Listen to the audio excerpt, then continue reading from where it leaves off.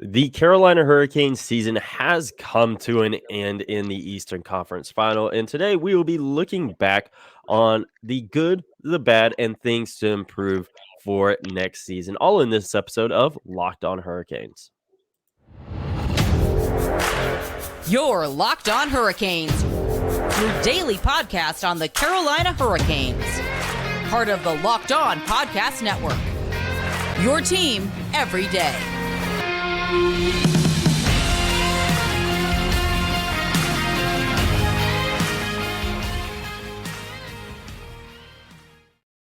Hey there, Caniacs. I'm your host, Jared Ellis, and you're listening to Locked On Hurricanes on the Locked On Podcast Network, your team every day. And I'm once again joined by my co-host, Andrew Schnittker. And today's episode is brought to you by the lovely folks over at Birddogs. Today's episode is again brought to you by Birddogs. Go to birddogs.com/lockedonnhl to enter your promo code LockedOnNHL.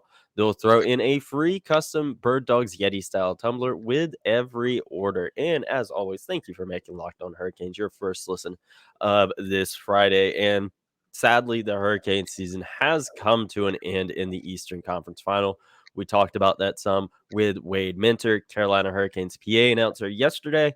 So you can go listen to that after you listen to this episode. But we're going to be looking back at the Hurricane season today, the good, the bad, and things to improve this offseason heading into next year. And first off, there's a lot of good, not a whole lot of bad.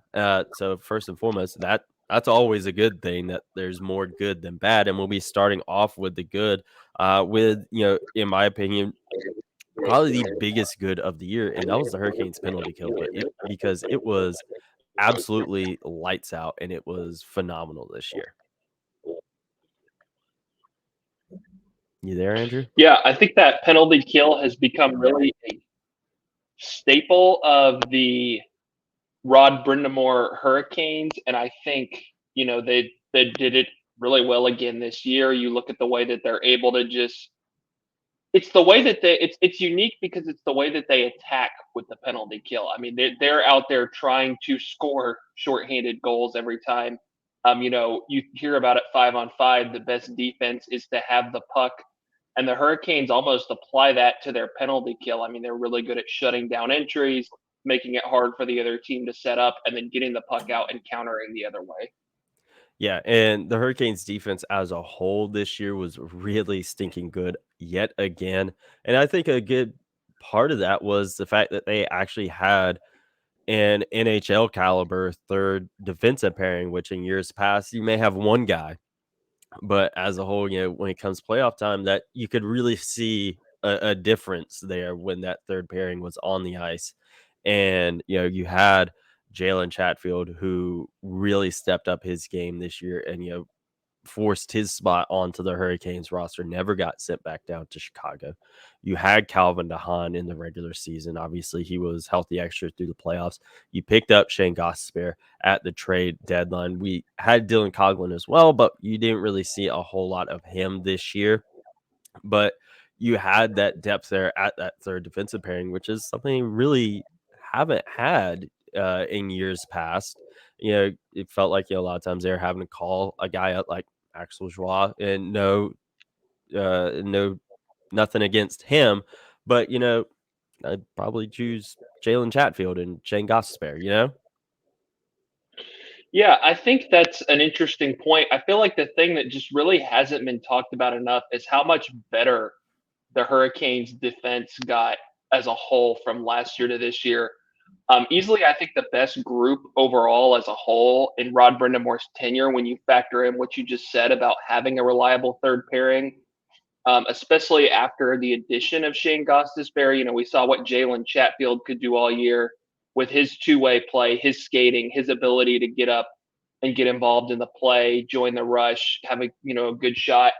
And Gostisbehere came in, his reputation was as kind of like that boom or bust guy who's going to create offense, but maybe have a lot of scary moments defensively. And I don't think we really saw that from him. I think his defense was a lot better than we were led to expect. I think that probably speaks to the Hurricane system a little bit.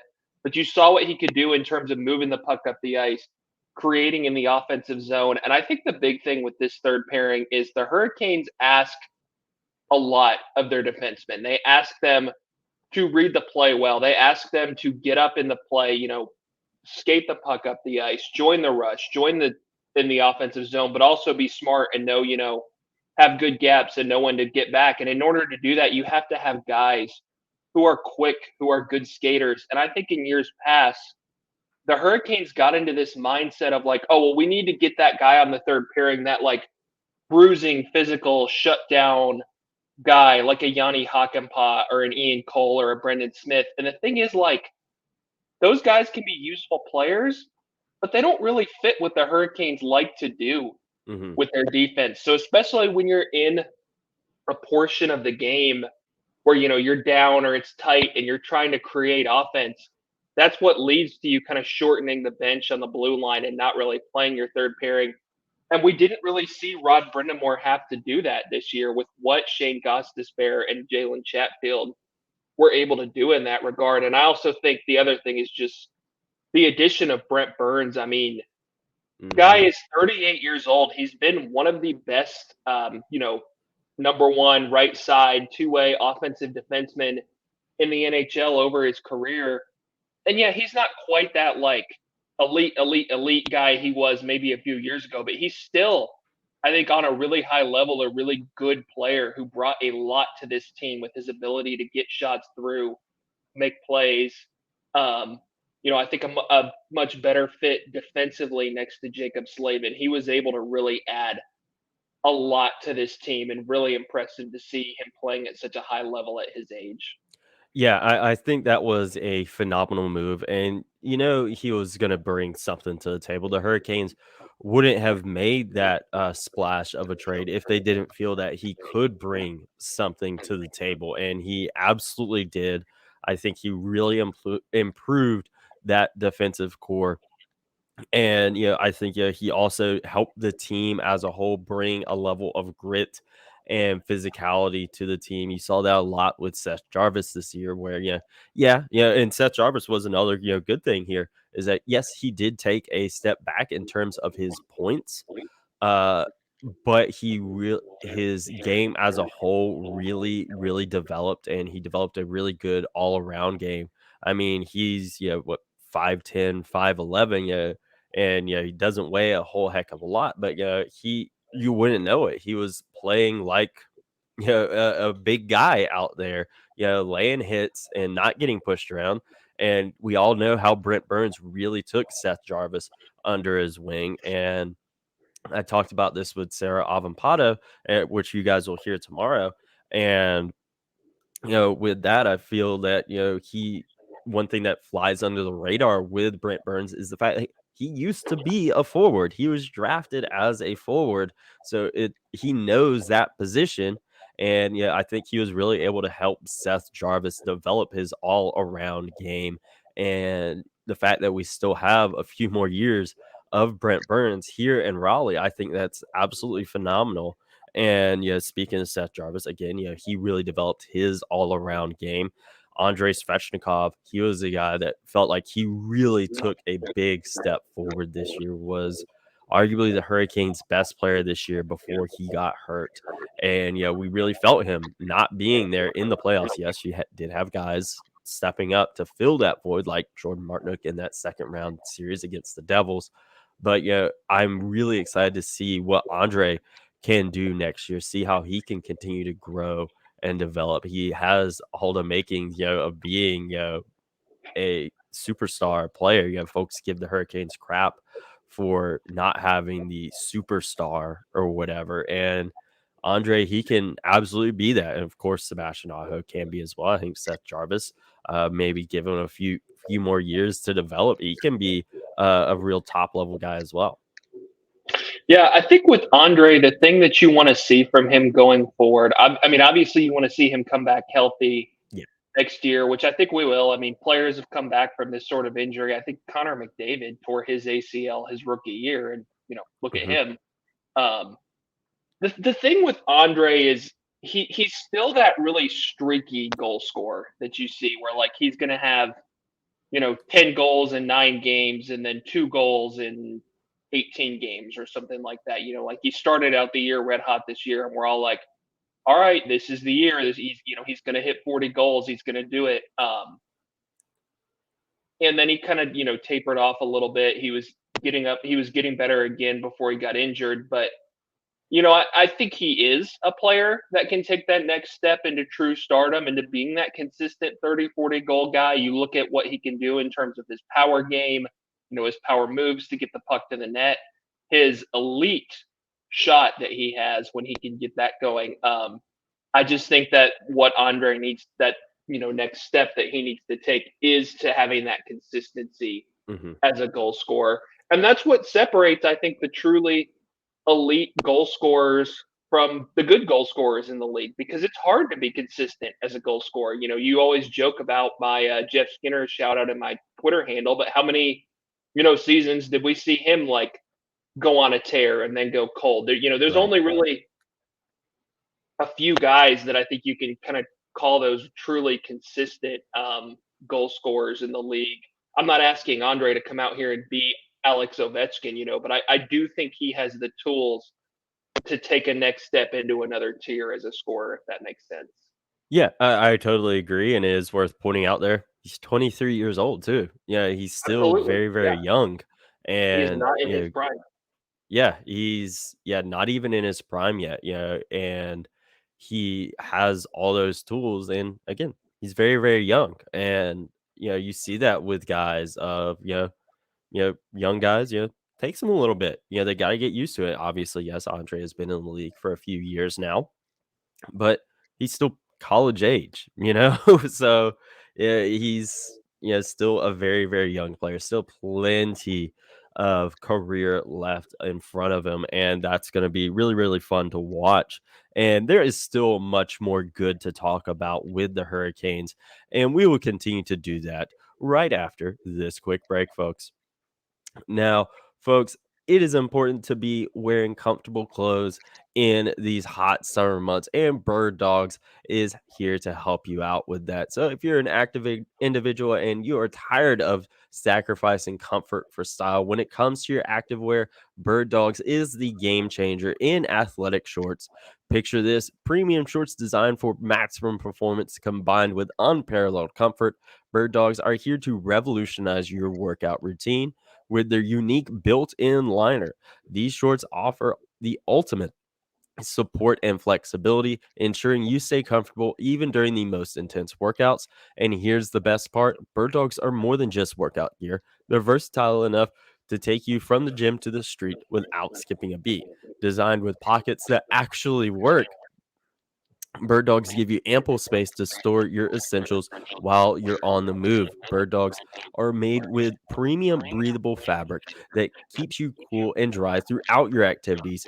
Perfect for the trails, the gym, or simply lounging around. Bird Dogs are the shorts you've been asking for. I've been wearing mine a lot. I wore them to Monday Night Raw a couple weeks ago. I wore them to the Paramore show in Charlotte the other day, walking around Charlotte in those. And I wore them yesterday when I went and got my new tattoo, and they were extremely comfortable laying there on the table. Order your pair of Bird Dogs today and join the thousands of satisfied customers who have made the switch. Visit birddogs.com/lockedonnhl and use that code lockedonnhl to get a free custom Bird Dogs Yeti style tumbler with every order. Bird Dogs, where style meets comfort and performance meets perfection. Get yours now and unleash your true potential. Now, again, there's still a lot more good to talk about. And, one thing that I'm surprised we hadn't talked about yet was how the Hurricanes finished the regular season. They finished with the second best record in the NHL behind the juggernaut Boston Bruins. There was definitely a big gap there between the Bruins and everyone else, of course. But yeah, the Hurricanes finished with a 52-21-9 record, 113 points, again, second in the NHL, and they went to the Eastern Conference Final. And I definitely feel that they met expectations in that regard at the beginning of the season, at the beginning of the playoffs. I said that I really want this team to get to the Eastern Conference Final and get over that second round hump that they're struggling with in the playoffs. And they did that. And they did that riddled with injuries, without arguably their best player in Andrei Svechnikov, without Max Pacioretty, who is supposed to be that guy that kind of gave them that extra oomph of offense in the playoffs. And they still got to the conference final. They really willed themselves to get there. And I think that is definitely a something to be commended. Yes, it ended disappointingly, of course, but we've seen a team gets hot at the right time, regardless of the sport, they can go on a crazy sort of run. Yeah, I think you look at what this Hurricanes team did. They were able to they showed us what they could be when everything was clicking. You remember they had that slump in mid-November, and Mhm. then they came out, and I think the month of December didn't lose a regulation game. Talk more about that when we do our best moments from the season next week. But yeah, I think you look at what they did in the playoffs. They got through a kind of scrappy New York Islanders team, but one that they should have beaten. And then they made short work of a really, really good New Jersey Devils team, but maybe a team that was kind of in the same position as the Hurricanes were in, say, like 2019, of an up and coming team, not really used to a lot of playoff hockey, kind Yeah. of putting it together. And I think they used their experience to their advantage there. And then, like we've already talked about a lot, ran into a really hot goalie in Sergei Bobrovsky, a team that's feeling like a team of destiny in the Florida Panthers. Played four really close games. Again, could have just as easily been 4-0 the other way. Mhm. But yeah, I think if you look at what the Hurricanes did in these playoffs without an Andrei Svechnikov, without a Max Pacioretty, really without a full go Teuvo Yeah. Teravainen for most of it. Because even in the Florida series, I think there was a lot of rust there. He was still working his way back. He scored in Game 4. Would have been nice to see if the Hurricanes could have pulled that out, what Teuvo Teravainen might have continued on an upward trajectory going forward. But yeah, I think it's overwhelmingly positive. Just again, what I've talked about in terms of anytime you get to this level of the playoffs and you have that opportunity to play for a Stanley Cup and you fall short, there's going to be some level of disappointment. Yeah, agreed. And the Hurricanes, we kind of talked about it with the forwards, or excuse me, with the defensemen, and just how deep this team was this year in terms of their roster. Again, they really didn't have a guy that AHL defensive pairing. They didn't have that this year. They had a really really deep roster with the forwards, with the defensemen, and I think that was something that was really, really evident this year of how deep their organization is going from the top line on the NHL down to the AHL. They have a lot of guys there. And for me, a place where we really saw that was at the goalie position, with Freddie being hurt a lot this year, Pyotr Kochetkov stepping up and, had things, gone differently, had Freddie been out longer, yeah, maybe Pyotr gets, some Calder votes. He obviously, didn't hit the minimum game requirement for that, so he'll be eligible for that next year. But the fact that they had these reliable guys, that was absolutely fantastic. Yeah, I think the goalie position is going to be a really interesting one to watch going forward with Pyotr Kochetkov being under, what is it? They signed him, I think, 4x2, Yes. and Antti Ranta and Frederick Anderson both being free agents. But yeah, it was really cool to see, throughout the regular season and then in the playoffs, each goalie kind of had their moment of stepping up and seizing the reins and being the guy. You look at that December run that I talked about that really kind of, helped solidify the Hurricanes in that top spot in the Metropolitan Division to hold on to that going into the second half of the season. Fyodor Kochetkov was the guy in that stretch. He played really, really, really well in most of those games. I think I was at the first home game against the Devils in um, December that they won, to kind of set that tone, and he was in net for that game.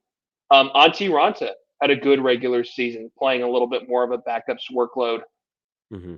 And then in the first round against the New York Islanders, he was really, really good in getting them those first three wins. And then you look at Frederick Anderson, who had kind of an up and down regular season. He comes in, is lights out because we went back and talked about it, but like the first two periods of that game 6 against the Islanders, the Hurricanes were not good at No. all. And Frederick Anderson kept them in the game, got them through it, got them through to the next round. And then other than game 3 against the Devils, he was really, really good in his 4 starts. He made 5 starts in the 4 games that they won, especially that game 5 that they ended up winning. That was the only close game of the series to get to the Eastern Conference Final. And then you can't fault Frederick Anderson for anything that happened in that Eastern Conference Final. Oh, He absolutely not. starts 3 of the 4 games. Antti Raanta started game 2 because, by the way, in game 1, Frederick Anderson played essentially 2 1/3 full hockey games and was really, really good. Made big save after big save in overtime, especially in the, as we got into the third and fourth, and it felt like the Panthers were starting to be the better team, starting to take it to the Hurricanes. I mean, that was probably one of the best, if not the best, just factoring in the sheer volume of what he did that night, goaltending performances in Hurricanes history. So, yeah, Yeah. I think on the whole, the goaltending was really good this year. Yeah, goaltending was really, really good this year, and I said it already. I think Freddie, with yes, he did have an up and down regular season, uh, battling injury and illness this year. So I do think that needs to be taken into account there for him. But yeah, I totally think this playoff run, if you're kind of on the fence of whether or not they should be bringing him back next year, I think he really solidified himself as I think he gets himself another a couple more years here in Raleigh. But you know switching away from the good, going into the bad for the Hurricanes this season. First and foremost, the power play. Oh my lord! It had flashes of what it can be uh, throughout the regular season and even into the playoffs. But as a whole, man, this power play really took a step back from what it was last year. And I really think they need to be making some changes this offseason in terms of what they do when it comes to coaching the power play. Because, yes, I know you are playing against NHL caliber teams and it is going to be hard to score on NHL caliber teams. But from where it was last season to where it was this season, it was a very big disappointment. Yeah, and I think the Hurricane, I say this year after year, and this is even holds true with the guys they were missing in the playoffs. The Hurricanes have too much talent for the power play to be a thing that's holding them back. I mean, you've Mhm. got to be able to put something together there. And the thing I keep talking about that was ultimately a huge part of their downfall, I think, against the Panthers is the inability to score in key situations. That late third period when you're trailing or the game is tied or something like that. And I'm not asking for a 25% power play or whatever, but Yeah. just being able to come through in those moments. And they really couldn't against Florida. I mean, after they scored those 2 power play goals in game 1 in regulation, it dried up completely. They had 2 throughout those 4 overtimes against Florida that you convert on one of the. Now, I think one of those, Seth Jarvis hit the crossbar, but still, you convert on one of those. That game's over. You're up 1-0 in the series, and then who knows what happens? You have all kinds of momentum. They had one in the late in the third period in game 2 when the game is tied, that they eventually lose in overtime, which, oh, by the way, the Panthers get their key power play in overtime. They capitalize. They didn't score on their one power play in game 3. 3, and I think they were 0 for in game 4 as well, and it had Yeah. at least one in the third period. So yeah, I mean, you've just got to be able to find a way to get it done. I feel like there's still too many times with the power play where the Hurricanes just look too stagnant, like they're just kind of working the puck around, firing it from the outside, and that just isn't going to cut it against the NHL penalty killers. You've got to get guys moving. You've got to get that rotation. You've got to get guys in front of the net. So yeah, I do think that that's got to be one of your biggest priorities in terms of getting something figured out this offseason. Yeah, I agree. And, we talked about it some already, but their offense in the playoffs, it ended up drying up again, and more so in the conference final. We did expect low scoring series in against New York and against Florida. We did expect that, but for it to have been as as it was, it was pretty disappointing, especially conference final coming off of that series against the Devils, where it felt like they really like had it going. Like, all right, this isn't going to be the same problem that it was last year and the year before and the year before that. It wasn't going to be that case. And yes, I know they did run into a brick wall in Sergei Bobrovsky. Uh, so that is again something that needs to be taken into account there. But just how little they were able to get in that conference final, that was pretty disappointing. And we talked about already, injuries. That's obviously a big negative for them on the season, but that's kind of out of their hands. Uh, but it's definitely one of those things where like, ah, come on, man, not again. Yeah, and I think it goes back to kind of a similar refrain to what we talked about. What was the talk after last season of just the Hurricanes do not have that elite goal scorer. Maybe if they had Andrei Svechnikov in these playoffs, he steps up and is that guy. Mhm. They went out and tried to address that last offseason by bringing in Max Pacioretty. Yeah, Now, he was available for basically free on the trade market for a reason, mainly, his injury history, which obviously you can't predict a torn Achilles, but it two wouldn't of have been them. a stretch to predict that. Well, I think from what I understand, once it's happened one time, it happening again, there is a little bit of but the first one, yeah. And it wouldn't have been a stretch though to predict that who wouldn't be able to stay healthy. And the Hurricanes, when the games are that tight, you need that one guy who's just gonna snipe one home, who's gonna make something happen. You saw the Panthers who did have that with the guy that they went out and got last offseason, a guy by Hmm. all accounts, the Hurricanes tried to get, were the runner up to get, but didn't get in Matthew Kachuk. And I'm not actually, for the record, people using Kachuk as an example is silly because the Hurricanes equivalent of beating what the Panthers essentially gave up for Kachuk would have been giving up like Aho and Pesci. That wasn't happening. Yeah, But I know it's easier said than done, but I just still feel like if you want to get over the hump, you've got to find that guy, that elite scorer who's going to go out when the games are that tight and score that goal, make that play that's going to turn the series and change things. Um, guys like I think Sebastian Aho had a really really good series. I don't think he's the guy that can carry you with um, the other guys that the Hurricanes are missing if he's the one guy that the other team just has to focus in on and hmm shut down. And it's not like I'm saying that the Panthers Kachuk had plenty of support. He had Barkov, he had guys like Bennett and Reinhart performing. hmm So it's not like the Hurricanes only had to focus on Kachuk and they just couldn't do it.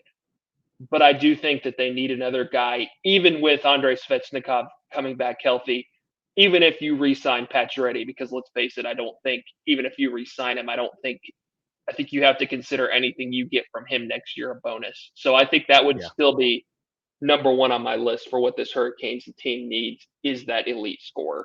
Yeah, I wholeheartedly agree, and we'll continue to talk about that and more improvements that we feel the Hurricanes need to make in the offseason right after this quick break, folks. Now, folks, it is, you know, NBA playoff time. It is almost time for the Stanley Cup. And if you want to make a fast break during the NBA playoffs, it is time to do it with FanDuel, folks. There is no better place to bet on the playoff action than America's number one sports book. Visit fanduel.com/slash locked on and get a no sweat first bet up to $1,000. That's fanduel.com/slash locked on. We do have the Stanley Cup final right around the corner. Who are the Florida Panthers going to be playing? I don't know. Who are the Denver Nuggets going to be playing in the NBA finals? I don't know. Kind of hoping it's the Miami Heat, but we'll just have to wait and see. And you can place your bets on whoever you want those teams to be playing, as well as your predictions for those respective championship series over at FanDuel. Again, visit fanduel.com/locked on to get a no sweat first bet up to $1,000. That's fanduel.com/locked fanduel.com/locked on FanDuel, official sports betting partner of the NBA. So you're a Now, with Patriots guy, but not a Celtics guy? no, well, I actually am a Charlotte Hornets fan, and I Oh, hate that's myself for it. So, yeah. right. But yeah, improvements that the Hurricanes need to make. We've already talked about what they need to do in terms of addressing power play in the offseason. And then you gave your thoughts on what they need to do in terms of forwards. And I wholeheartedly agree there. I do feel that yes, they did make that big splash with Brent Burns on the defensive side of things, and that paid off really freaking well. So, and again, they did try to do that with Max Pacioretty. Again, can't predict, what was going to happen to him this year. So we'll kind of, wash over that as, just a freak thing. Basically just a what if, what if he didn't tear his Achilles the first time? What if he didn't tear it the second time? There's no telling what could have happened there. But yes, I do agree. They really need to go and make a big splash in the forward market come off season when everything's all said and done. Champions crown draft is done. All that. So and free agency. You never know who they may be able to pick up there as well. But I do agree they need to get that guy, that goal scorer. They really need to get that because so many guys on this team, sometimes to their detriment, have that pass first mentality rather than shoot first mentality. And that has came back to bite them many times. And we talked about it with Sarah Sivian. Tavo Teravainen, whenever he decides to shoot, can be really stinking good, but he never does that.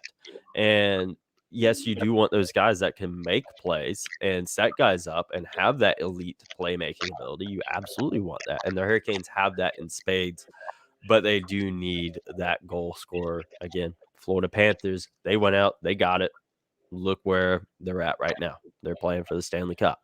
And yeah, as far as who they go out and get, I don't know. I think that's something we're just gonna have to give time to see. Who potentially could be on the trade block, what guys are potentially looking for in free agency, and it's something that we'll talk about more during the offseason as far as who they should go after. But yeah, I think that's probably the biggest move they need to make this offseason. And frankly, it's been that way for the past couple off seasons as well. Yeah, I said I have some thoughts on some guys that I've read and we've seen could potentially be available this offseason that I think obviously wouldn't be cheap to acquire, but those level of players never are. Hmm. That might be a good fit for the Hurricanes. But yeah, I mean, I think if you want to take that next step, that's what you got to have. Yeah, I wholeheartedly agree that that's really what you got to have. And then, of course, it's going to be interesting to see who they are able to go out and get too, because they do have a lot of free agents this off season. You have both of your goalies who are, free unrestricted free agents. If Frederick Anderson and Antti Ranta. Do one of those guys come back? Do they both walk? What's the plan going to be there?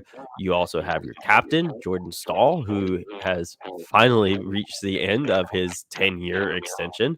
Uh, what does he do? I know they were having end of season media availability earlier today. He's confident that a deal will get done.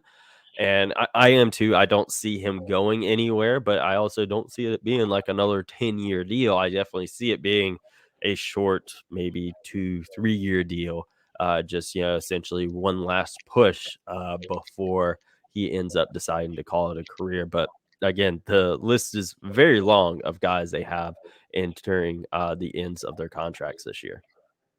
Yeah, I think it's going to be an interesting offseason in that regard for sure. And I think we're planning on doing a episode relatively, in the relatively near future where we will go through and break down, guy by guy of these UFAs and what could potentially happen there.